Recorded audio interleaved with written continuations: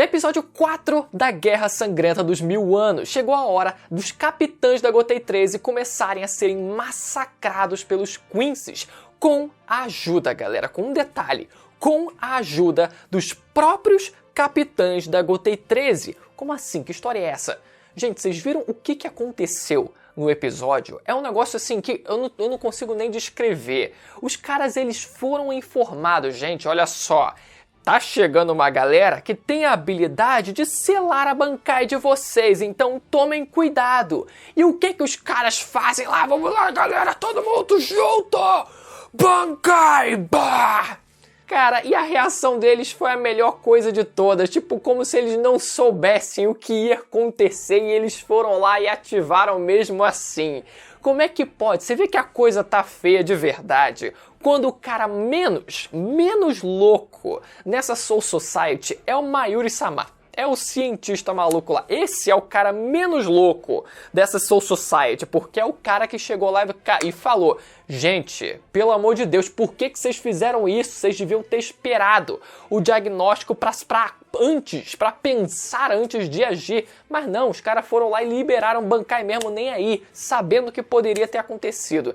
Gente, é dessa forma que a Soul Society é protegida por capitães desse nível. Se for pra ser protegido por esses caras, meu amigo, eu prefiro continuar vivendo no Brasil mesmo. Mas enfim, vamos falar sobre o episódio 4 de Bleach, não antes de você dar aquela conferida no botão de se inscrever no canal, galera. Toda semana vídeo comentando os novos episódios de Bleach, então pra você não perder os próximos vídeos, aproveita pra conferir a sua inscrição. Bora lá. Primeiro, a gente teve 3 minutinhos de recapitulação no começo do episódio, nada demais, só pra realmente as coisas elas caminharem como devem ser ali. Tem momentos e momentos em que a coisa ela tem que dar estendida, tem que dar uma comprimida, nada demais. O que interessa é que o começo do episódio foi com um plano aberto da Seireitei ali, com aqueles pilares de energia, de partículas espirituais azuis ali subindo, né? E a gente vê uma porrada de destruição e morte pela Soul Society.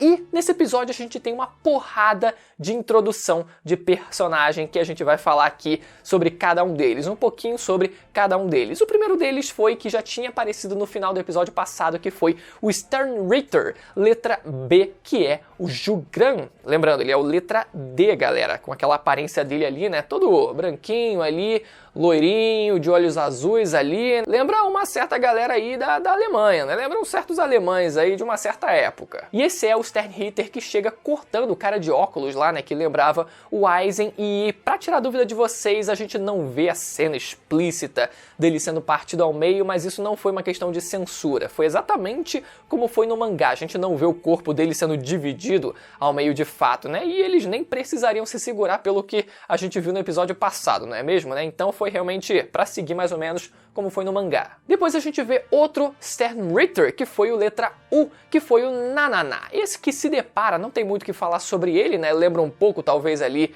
o Kenpachi, mas, além disso, ele se depara com o capitão da 3ª divisão, que era um dos Vizards e que hoje assumiu o lugar do Jin depois que ele morreu na saga dos Arrancar, né? Infelizmente ele acabou rodando, a vaga ficou vaga e ela acabou sendo preenchida por um dos Vizards. Falando sobre ele em específico, para quem não lembra, ele parece um maestro, né? E por isso ele manda aquele papo estranho sobre violão contra o Sternritter, porque ele trata a sua espada como se fosse de fato um instrumento musical, né? A habilidade dele, a Bankai dele também lembra, que a gente vai ver depois, lembra como se fosse um maestro também.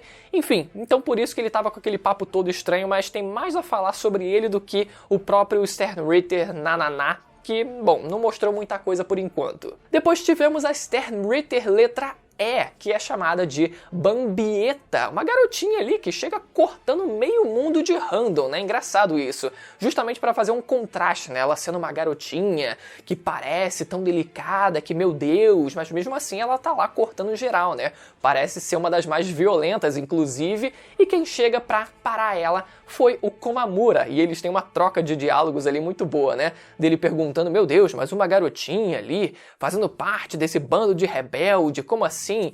E a garotinha já full racista, já mandando, meu Deus, Um cachorro como capitão?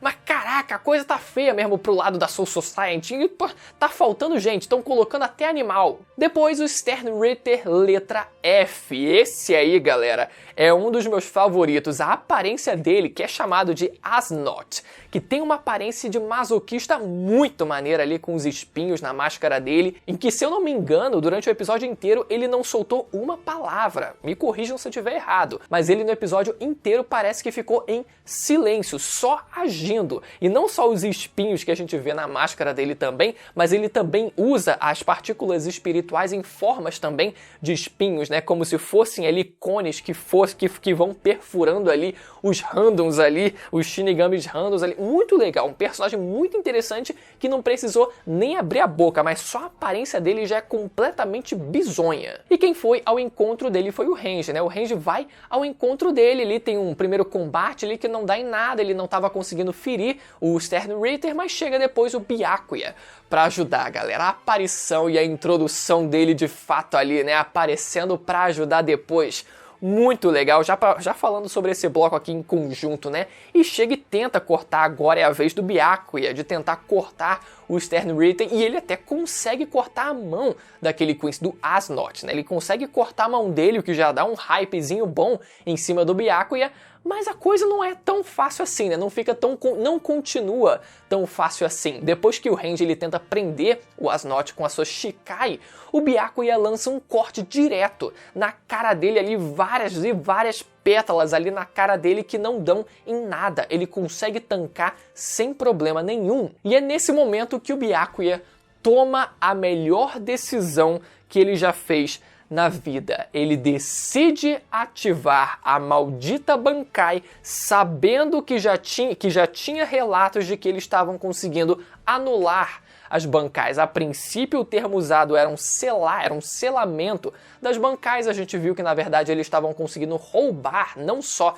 selar, mas estavam conseguindo roubar, mas ainda assim já era algo suficiente para eles evitarem de usar essa técnica, mas ao mesmo tempo em que eles não podiam também se privar de usar os seus poderes, porque eles precisavam derrotar aqueles caras, e eles, vendo que só com a Shikai eles não estavam conseguindo, precisavam apelar. O problema é que o Byakuya ainda deixa a responsabilidade pro cara que tem uma Bankai mais fraca que a dele, ao invés de fazer o contrário, ao invés de, bom, vamos ter que sacrificar alguma Bankai para tentar entender o que está acontecendo aqui. Vamos tentar sacrificar a Bankai mais fracota ali, entre eles dois, né? Que seria a do Renji. Vamos fazer o quê? Tudo bem, o Byakuya ele quis dar uma de protetor ali, né? Tipo, não, tudo bem, eu vou me sacrificar aqui.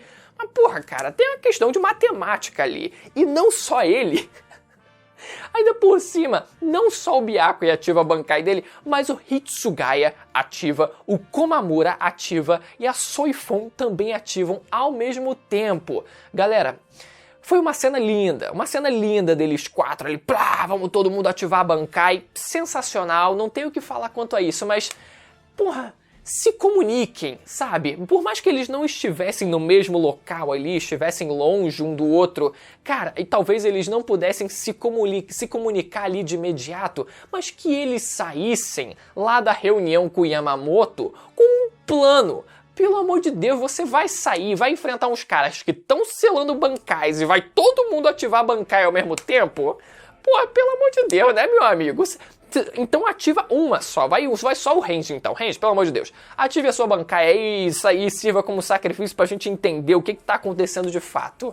Porra, mas todo mundo ao mesmo tempo? Você tá me tirando. E como eu falei, a reação do Byakuya depois de ter a Bankai dele roubada foi a melhor coisa.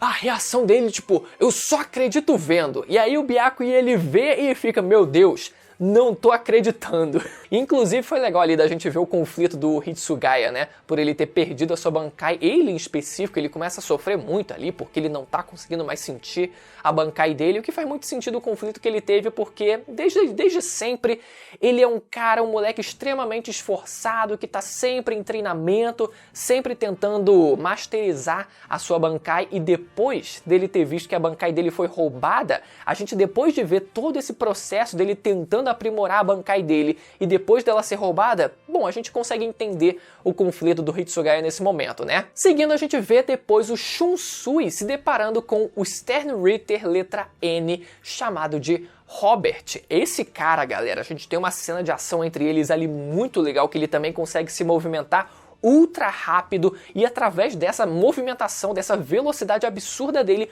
consegue dar um tiro no olho do Shunsui, cegando ele de um olho, galera. Foi um negócio muito...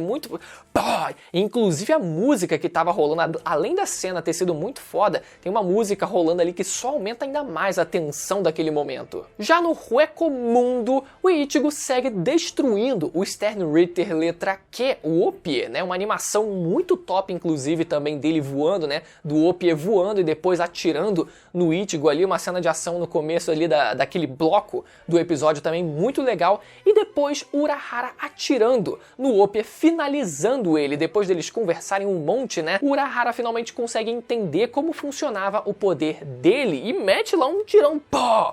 Urahara, inteligente, como a gente sabe, né? Então ele conseguiu ter uma sacada muito boa ali pra saber o momento certo pra dar um tiro nele, pá! E conseguiu arrombar ele no peito, mas falou, pronto, tá resolvido. Não precisei ficar trocando espada não, meu amigo, só precisei esperar o momento certo. Então o Urahara explica que, além do Volstern Ditch, que é a versão aprimorada do estilo final do Ishida que a gente conhecia, né? Eles também têm o Blood, que faz referência à palavra blood, que é sangue em inglês. Com isso, os Quincy's eles conseguem liberar partículas espirituais diretamente nas veias, aumentando as habilidades ofensivas e defensivas, mas eles não podem usar de modo ofensivo e defensivo ao mesmo tempo. E foi isso que abriu a brecha para o Urahara conseguir finalizar ele, ou era isso que ele pensava que tinha conseguido fazer, galera. Por isso, depois que a coisa pareceu se normalizar ali, eles viraram as costas e começaram a focar no problema que estava na Soul Society. E depois que o Ichigo vai em direção à Soul Society pela garganta e o Urahara está prestes a dizer por que a Bankai do Ichigo era a única que eles não estavam conseguindo roubar, vemos que o Opie ainda estava vivo e dá um tiro,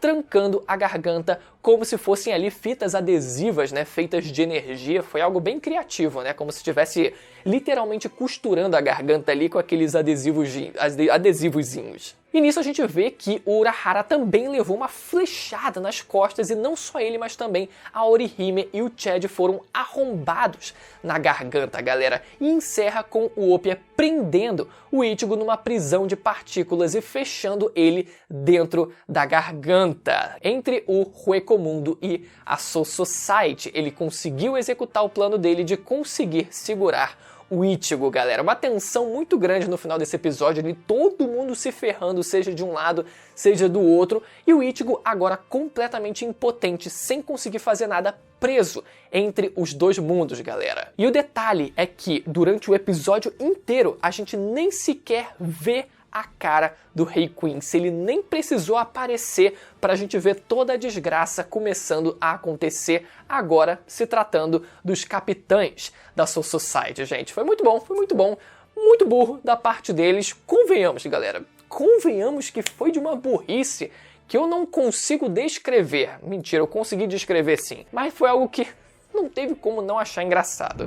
Enfim, galera, eu espero que vocês tenham gostado do vídeo. Se você ficou até o final e não foi inscrito, aproveita esse momento para se inscrever no canal e ativar o sininho para não perder os próximos vídeos. E aproveita e confere os últimos vídeos de Bleach que vão aparecer na tela agora para você assistir, que ficaram, ó, top de linha, galera. Vídeos explicativos e tal, para entender um pouco melhor o universo de Bleach, que tem coisa assim que precisa de um cuidado para realmente ser explicado e ser entendido. Então confere lá que vai valer a pena, beleza? Até a próxima, tchau!